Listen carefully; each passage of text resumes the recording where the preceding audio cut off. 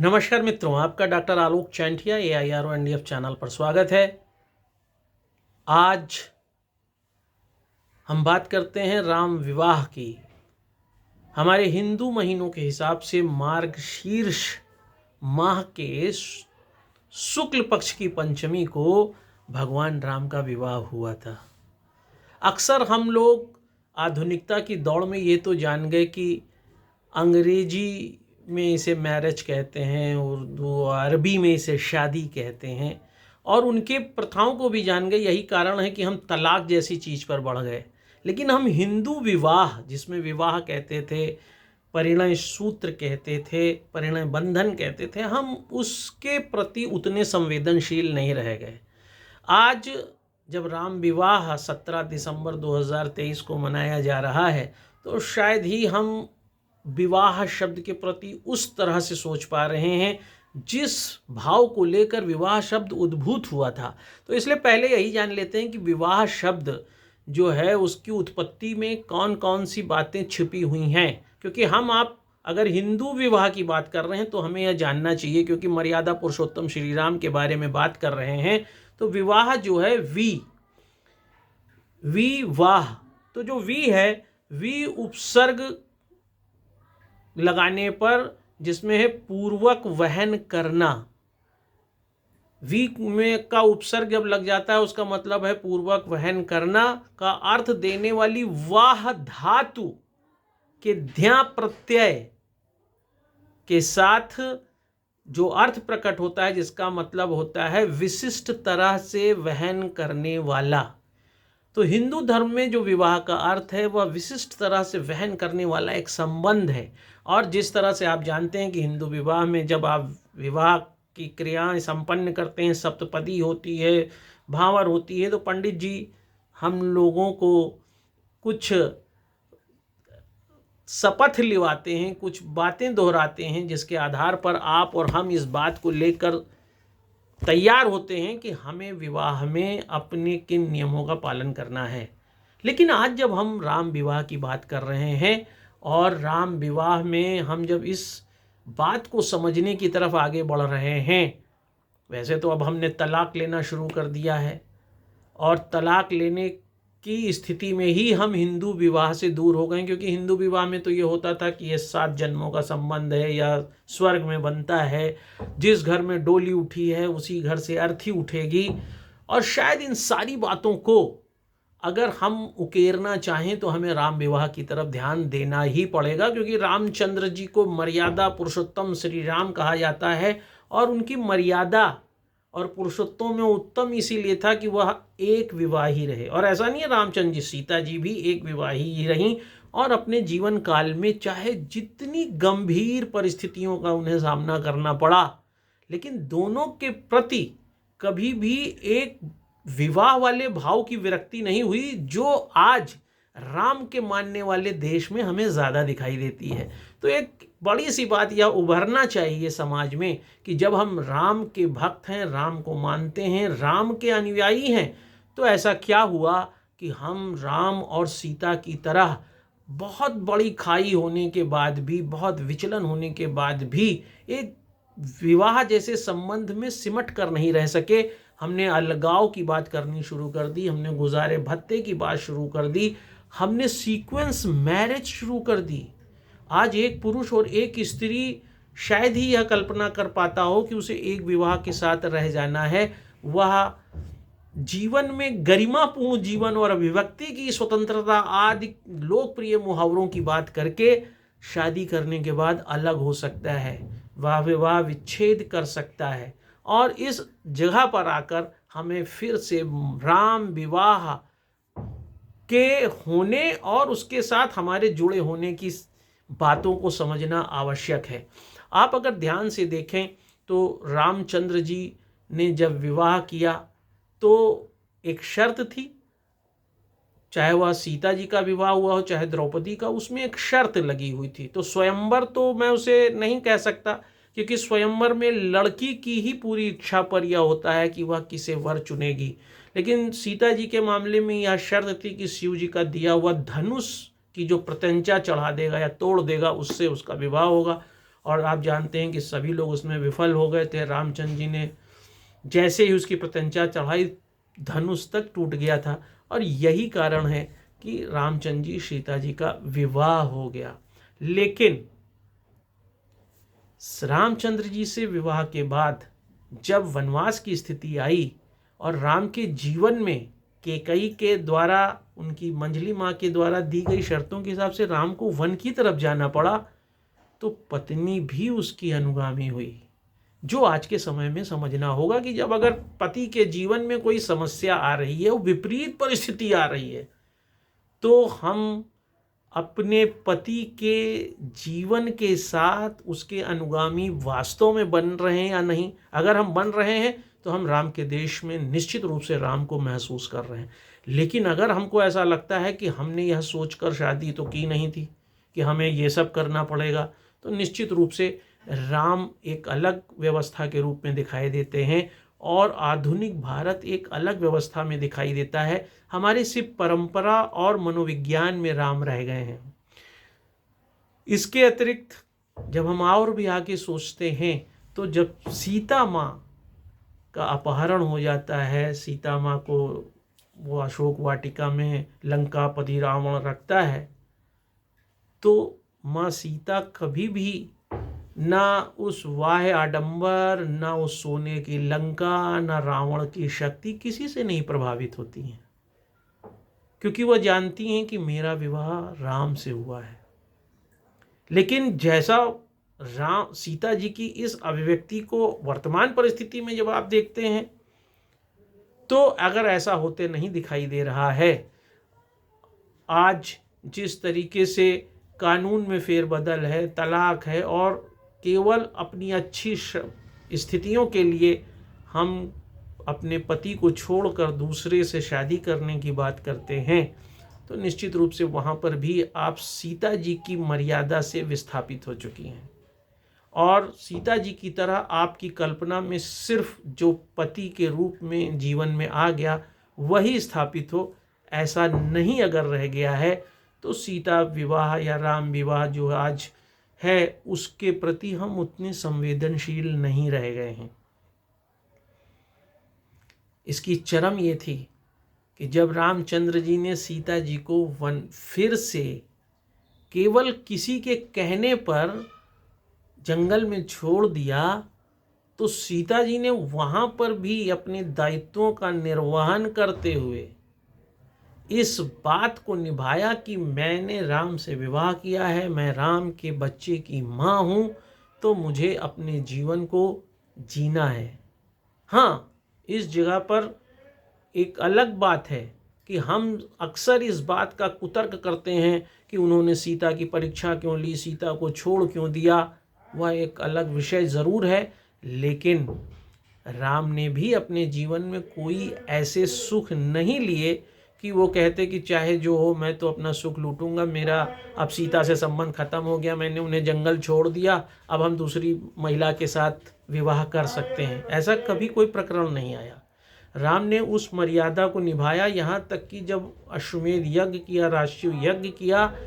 तो भी जब ये बात उठी, वशिष्ठ इस बात को कहते हैं कि यह यज्ञ पूरा तभी हो सकता है जब पत्नी के साथ बैठा जाए, तो वह किसी महिला से विवाह करके उसे नहीं बैठाते हैं, वह सीता जी की ही सोने की मूर्ति बनवा कर उसे बगल में स्थापित करते हैं। कहने का तात्पर्य यह है कि अगर आज हम देखें तो हम अगर कुछ समय के लिए भी पत्नी हमारे जीवन से दूर गई है, तो अगर हमारे मन में विचलन आ रहा है और वह विचलन किसी अन्य संबंधों की ओर हमें अग्रसर कर रहा है, तो हम राम के पथ के अनुगामी नहीं हैं। हम निश्चित रूप से राम और अपने में भेद मानते हैं। हम यह मानते हैं कि हम राम को शब्दों में तो जीने लगे हैं, लेकिन राम के जीवन को उस मर्यादा के साथ जीने में हमें आपत्ति है, और हम नहीं चाहते हैं कि अगर विवाह में हमारे और पत्नी के बीच किसी कारणों से कोई विवाद है, कोई दूरी है, कोई विचलन है, तो हम एकाकी जीवन जिएं। हम उस समय में इस बात को महत्व दे देते हैं कि हमारे जीवन में, जैसा कि मैंने पहले विवाह का आपको अर्थ बताया कि एक विशिष्ट तरह का संबंध वहन करने को विवाह कहते हैं, उस विशिष्ट संबंधों के वहन करने के बजाय हम यौन संबंधों पे केंद्रित हो जाते हैं और हमें लगता है नहीं, हमारे जीवन में पुरुष होना चाहिए, हमारे जीवन में स्त्री होनी चाहिए, एक चली गई कोई बात नहीं, दूसरी होनी चाहिए। समाज के लोग भी ये कहते हैं कि अगला जीवन कैसे कटेगा, तुम्हें दूसरा विवाह कर लेना चाहिए, चाहे लड़की हो चाहे लड़का हो। और वहाँ पर आकर हम यह पाते हैं कि राम सिर्फ एक आदर्श स्थिति बनकर रह गए हैं, राम व्यवहारिकता में कहीं नहीं दिखाई देते हैं। हम इस आधार पर अब विवाह करते हैं कि यूरोपीय संस्कृति में, संयुक्त राष्ट्र संघ द्वारा परोसी गई संस्कृति में, हिंदू संस्कृति से विरक्त अपने अधिकारों के लिए हम भरण पोषण कितना पा सकते हैं, हम अपने रहने के लिए घर कैसे पा सकते हैं, हम अपने गुजारे भत्ते के लिए कहाँ तक की लड़ाई लड़ सकते हैं, हम इस बात को करते हैं। और वहीं दूसरी तरफ पुरुष यह सोचता है कि महिला से हम तलाक लेकर, दहेज की मांग करके, महिला के साथ घरेलू हिंसा करके, महिला का उत्पीड़न करके, महिला का अपमान करके कैसे ऐसी स्थिति कर सकते हैं कि वह महिला हमसे दूरी बना ले और हम अपने मन के विचलन के अनुरूप शांति की तलाश की बात करके अपने संबंधों को एक नई दिशा दे दें। और यहीं पर आकर लगता है कि विवाह एक ऐसी स्थिति नहीं रह गई है, अब एक पूरी तरह से संस्कृति के दायरे में एक कृत्रिम व्यवस्था रह गई है। और उस कृत्रिम व्यवस्था के कारण रिश्ते पूरी तरह कृत्रिम हो गए हैं। जहाँ पर सीता राम जी का संबंध एक प्राकृतिक संबंधों की वकालत करता है, एक मनोविज्ञान की वकालत करता है, वहीं पर वर्तमान में विवाह पूरी तरह से एक कानूनी स्तर पर स्थापित किए गए उस व्यवस्था की बात करता है जहां पर जैविक आवश्यकता और शरीर की गरिमा के अनुरूप एक कृत्रिम संबंध को हम स्वीकार करते हैं। और चूंकि वह हमने कृत्रिम मान लिया है, हम मान के नहीं चलते हैं कि यह संबंध हमारा युगों युगों का है, हम उसे तोड़ने में भी झिझक नहीं करते, हम उसके विच्छेद में उसे नहीं करते। दहेज के लिए हम लड़की जला देते हैं, लड़की पुरुष के ऊपर तरह तरह के आरोप लगा देती है। और उन सब के बीच में क्या कभी आपने सुना कि सीता जी को जब वनवास में जाना पड़ा हो, या सीता जी को अशोक वाटिका में रहना पड़ा हो, या सीता जी को पुनः जंगल में भेजा गया हो, तो उनके पिता जनक या उनकी माँ द्वारा या उनके मायके के द्वारा आकर यह पूछा गया हो मेरी लड़की के साथ ऐसा कैसे कर दिया गया? यह बताता है कि रिश्तों में, खासतौर से विवाह में, एक विभाजक रेखा हमेशा से रही है। और आज यह विभाजक रेखा जब नहीं रह गई है तो संबंधों के दायरे सिमट गए हैं, विवाद और तनाव उत्पन्न हो गया है। यही कारण है कि सीता राम की जोड़ी नहीं बन पाती है, राम सीता की जोड़ी नहीं बन पाती है। हम राम विवाह शब्दों में तो मना रहे हैं, लेकिन उन शब्दों को जी नहीं पा रहे हैं। हम शब्द में यह तो मानने लगे हैं कि ब्रह्म है शब्द, लेकिन उस ब्रह्म को कहने में हम यह भूल जाते कि इस ब्रह्म के न कोई रूप है, न रंग है, न मुंह है, न कान है, न आँख है, न पैर है, न हाथ है। मतलब यह सिर्फ अनुभव किया जा सकता है, महसूस किया जा सकता है। और ऐसे में विवाह शब्द एक दूसरे को महसूस करने की जो बात होनी चाहिए थी वह दूर हो गई। अब हम महसूस करने के बजाय नीड के आधार पर, अपनी आवश्यकताओं के आधार पर यह देखते हैं। अगर कानून अब ये कहता है कि अगर आप यौन संबंधों की संतुष्टि नहीं कर रहे हैं तो तलाक ले सकते हैं, कानून ये कहने लगा है कि अगर विवाहित स्त्री चाहे तो किसी दूसरे के साथ भी रह सकती है, कानून ये कहता है कि अगर आपको अच्छा खाना पानी कोई नहीं दे पा रहा है तो आप तलाक ले सकते हैं, आप अलग हो सकते हैं। ऐसी, हाँ, कभी जब राम ने कभी सीता को किसी भी तरह का कोई कष्ट अपने माध्यम से नहीं दिया, मर्यादाओं के दायरे में ज़रूर सीता जी कष्ट में रहीं। ऐसे हर पुरुष को महिला को कष्ट देने का अधिकार नहीं है। उसको यह महसूस करना पड़ेगा कि सीता जी की तरह ही जीवन में महिला को महसूस करना है। वो बात अलग है कि सीता जी अपने इस जीवन में इतना ज़्यादा मनोवैज्ञानिक रूप से संताप में रहीं कि अंत में वह चाहती हैं कि राम, जिन्होंने हमेशा मेरे आधार पर समाज में मर्यादा की स्थापना करी है, वह मेरे सामने भी अब आएं और या मैं उनके सामने ना आऊं, और वह धरती में समा जाती हैं। लेकिन आज ऐसा नहीं हो रहा है। आज ऐसा हो रहा है, मानवाधिकार की स्थापना के लिए हम कहते हैं कि मैं क्यों समा जाऊं, मैं क्यों झुक जाऊं, मेरी बात क्यों नहीं सुनी जाएगी। ये स्त्री पुरुष दोनों के लिए है। हर घर से विवाह के बाद जब आप कभी गाना गाए थे, कभी विदाई हुई थी, कभी शहनाई बजी थी, उसके बाद से अब घरों में एक विषाक्त वातावरण जिस तरह से उद्भूत होने लगा है और जिस तरीके से रिश्ते बिखरने लगे हैं, वह पूरी तरह से यह बताता है कि जो राम विवाह की कल्पना है और जो आधुनिक विवाह की कल्पना है, उसमें हमने राम विवाह को कभी उतारने का प्रयास नहीं किया। अगर आपको ऐसा लगता है कि आप राम विवाह की तरह ही जी रहे हैं, आप राम की मर्यादाओं को महसूस कर पाए हैं, आप सीता जी की मर्यादा को महसूस कर पाए हैं, तो आप कमेंट ज़रूर करें कि मैं इस बात को गलत कह रहा हूँ। और अगर गलत नहीं कर रहा हूँ तो भी कमेंट करें कि और दूसरे धर्मों ने तो अपने अपने धर्म के हिसाब से विवाह को जिया है, आज भी वो विवाह उसी तरह से जी रहे हैं, लेकिन हिंदू धर्म में राम विवाह की तरह हम राम और सीता बनने से धीरे धीरे दूर होकर पर संस्कृति ग्रहण में अपने उद्भव, अपने विकास, अपनी गरिमा के लिए इतनी दूर निकल गए हैं कि हमारे विचारों में, हमारे ज्ञान में केवल राम शेष रह गए हैं। हम राम विवाह के व्यवहार को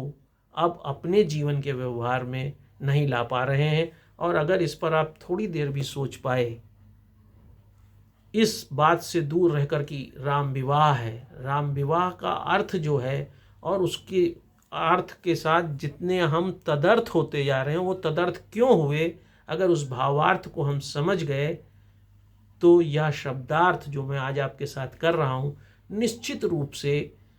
विवाह को एक उस रूप में स्थापित करेगा जिस रूप में भगवान राम और सीता ने पति पत्नी के होने का अर्थ समाज के सामने स्पष्ट किया। अगर यह बात आपको समझ में आती है तो राम विवाह के इस तर्क को आप दूर तक ले जाएं। हो सकता है मेरी बात से आप सहमत ना हो, तब भी ले जाएं, ताकि हम यह समझ तो सकें कि आज भारत जैसे देश में राम विवाह को लेकर राम और सीता जी के जीवन में हम कितने ज़्यादा संवेदनशील हो पाए हैं। ऐसी ही कुछ अच्छी बातों के साथ मैं आलोक चांडिया फिर आपके साथ हूँगा। आप सभी को राम विवाह की बहुत बहुत शुभकामना। नमस्कार।